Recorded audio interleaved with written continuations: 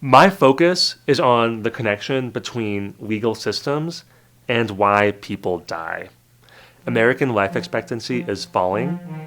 The top causes of death in the United States are unhealthy food and tobacco. It's projected that by 2030, about 50% of Americans will have obesity.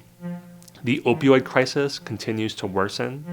1 in 25 Americans won't make it to their 40th birthday. And it must be noted, these same trends are not happening in peer countries.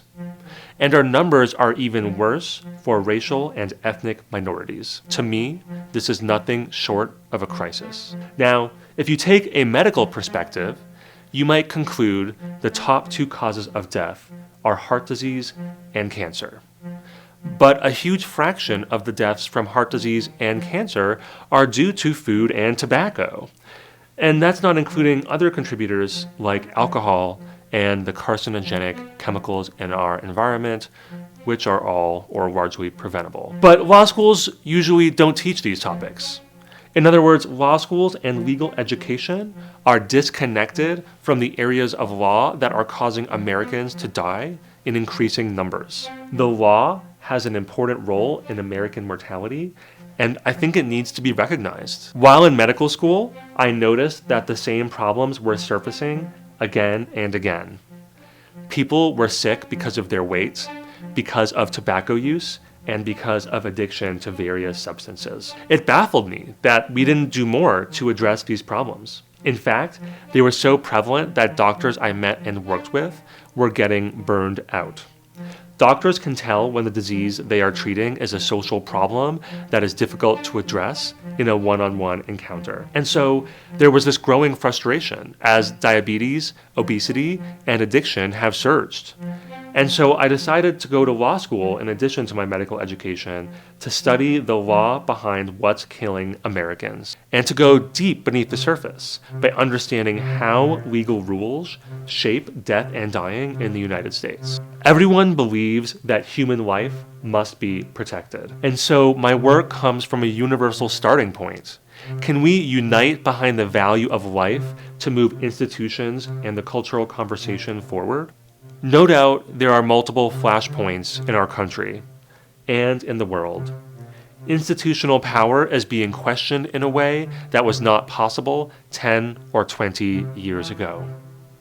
That means there's an opportunity to rethink the way that we are operating. I hope that human life, everyone's life, will be centered during this rethinking. One of the recurring themes in my work is that most of the top causes of death in the US are from products sold in stores, tobacco and food, right? And I've shown in my research that both of these items are seriously underregulated. Frequently, these companies market directly to youth. I'm going to repeat that. The most dangerous products on the US market are marketed directly to youth. And the biggest reason we haven't done more to stop it is corporate power. Few would deny the control that companies have over Congress, as well as state legislatures, other politicians, and even courts, as numerous ethics scandals involving the courts have come to light. Now, there have been efforts to hold companies accountable through lawsuits. Tens of thousands of people have sued Johnson & Johnson, whose baby powder contained asbestos, a potent carcinogen. Yet the company has tried to move its asbestos liabilities into an offshoot company with few assets, which immediately declared bankruptcy. In the words of bankruptcy expert Lindsay Simon, Johnson & Johnson doesn't have this liability anymore. They pushed all of it into the company they created just to file for bankruptcy. So we see companies using legal maneuvers to evade responsibility for causing harm. I would keep an eye on whether tort lawsuits are able to hold companies accountable or if these maneuvers prove successful. Second, I'd keep an eye on life expectancy in the US.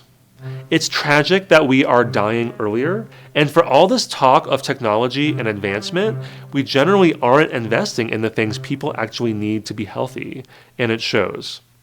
So I keep an eye on our life expectancy and press legislators to do more to ensure that we can live happy and healthy lives in the US.